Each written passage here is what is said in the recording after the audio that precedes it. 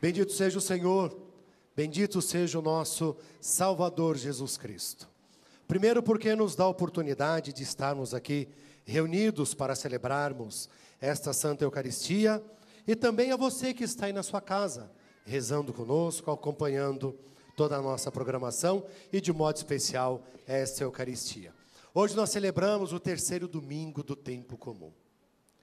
E claro que a primeira coisa que nos chama a atenção é justamente o chamado de Deus, ou, claro, do seu Filho, Jesus Cristo, aos seus discípulos. Mas vale destacar também a figura de Jonas.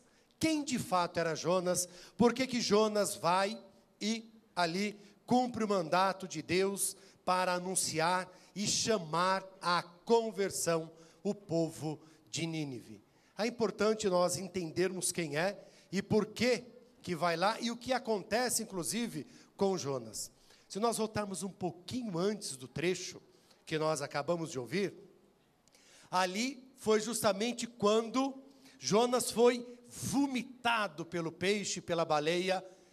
Então, ele vai, em determinado momento se enfurece com Deus, mas depois realiza aquilo que Deus o pede, e vai justamente anunciar a Nínive a conversão.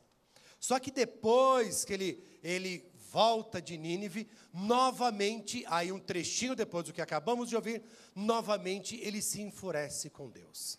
E por que isso? Precisamos entender o sentido da história, entender a coisa e o porquê dessa reação justamente do profeta. Porque vamos olhar para a mentalidade dos fariseus, para o povo daquela época e até mesmo a do profeta Jonas, que é muito interessante.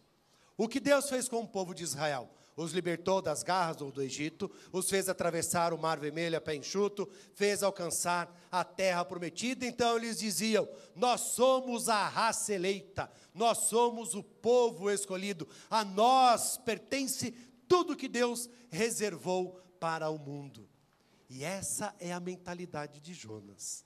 Ele acha que então a salvação, ou a bênção, a graça, seja o que for de Deus, estava reservada somente para o povo hebreu.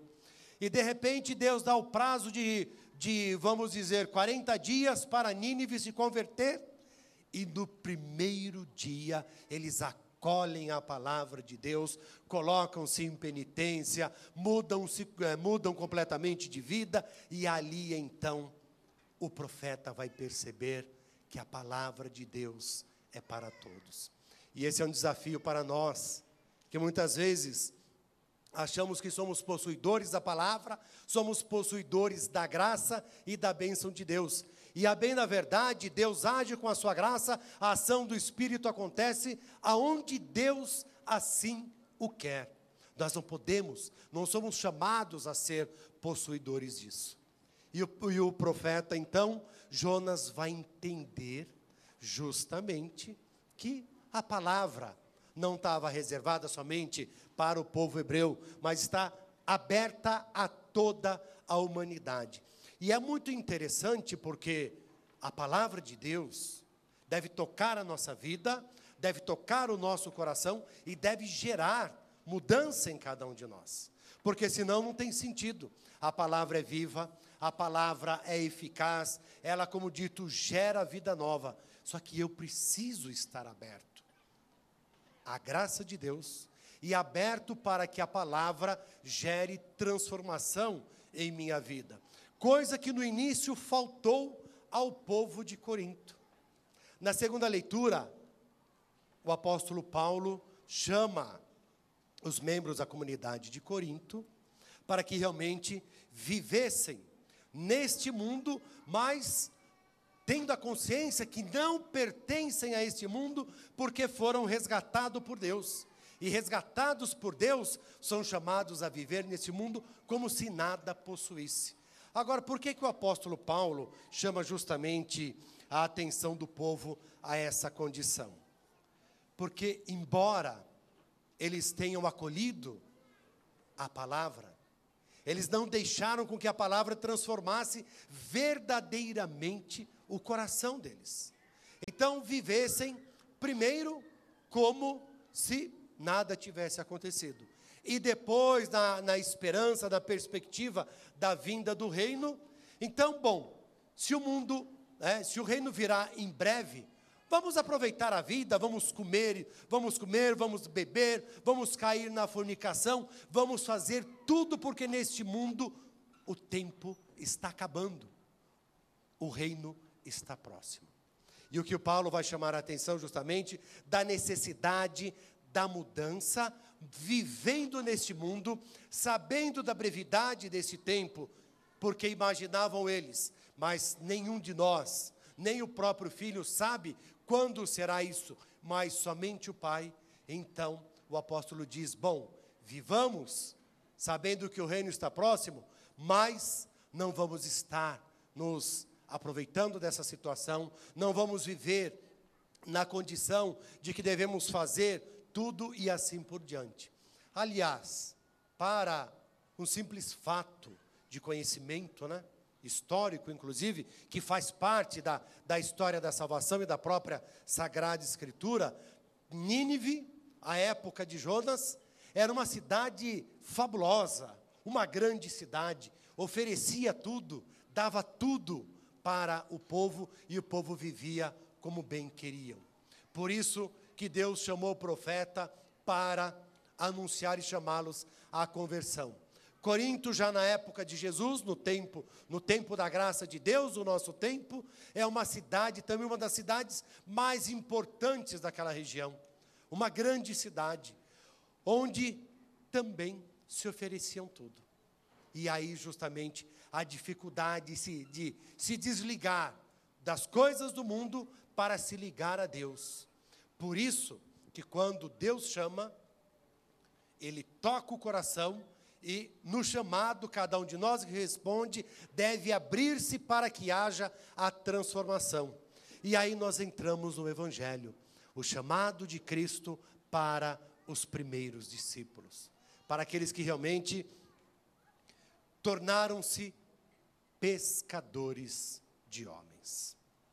Pois é, quando é feito a cada um de nós o chamado, algo deve acontecer em nossa vida.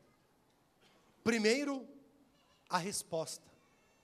Se o Senhor nos chama, respondemos, aqui estou, Senhor, eis-me aqui, como fez o profeta Jeremias, como fizeram os apóstolos, largaram as redes, largaram a barca e foram ao encontro de Jesus.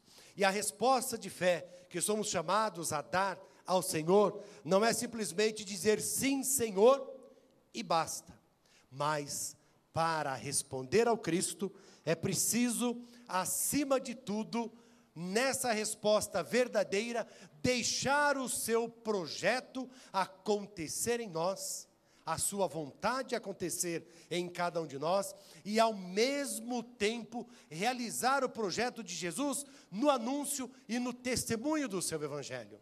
Porque eu não posso pegar aquilo que recebo do Senhor e guardar para mim, porque senão eu vou deixar de ser cristão e vou agir exatamente igual aos fariseus, que achavam que a eles estava reservado tudo isso, que a eles estava reservada a salvação, e assim por diante.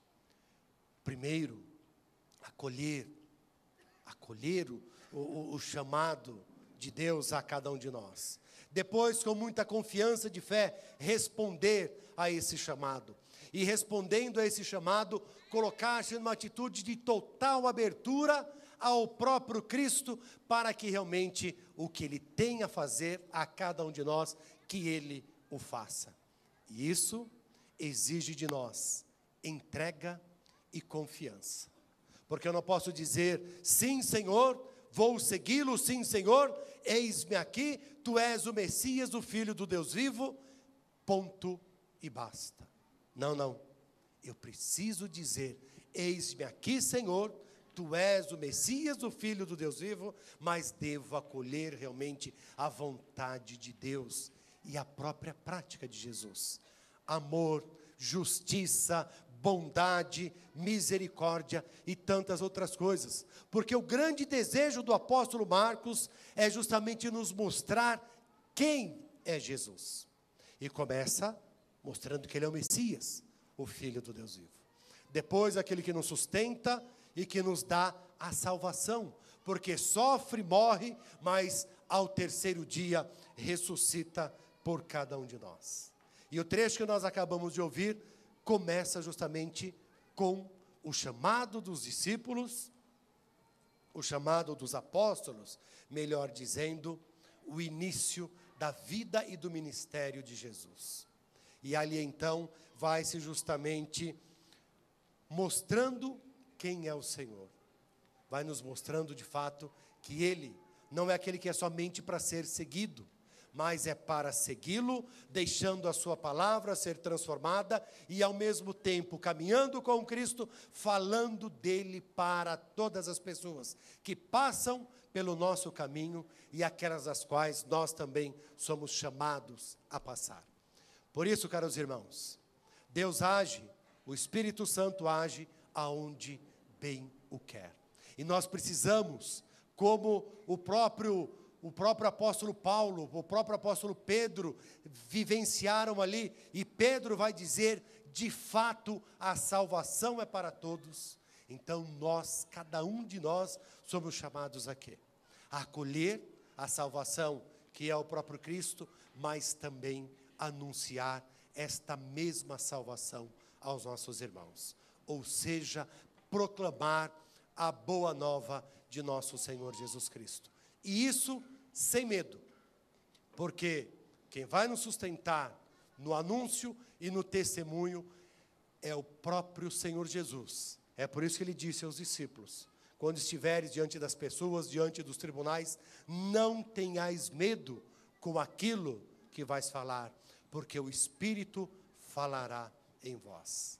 A nós, a coragem, a confiança, dizendo, tu és o Messias, o Filho do Deus vivo, mas também anunciando àqueles que precisam acolher a salvação e que tanto necessitam conhecer Jesus Cristo.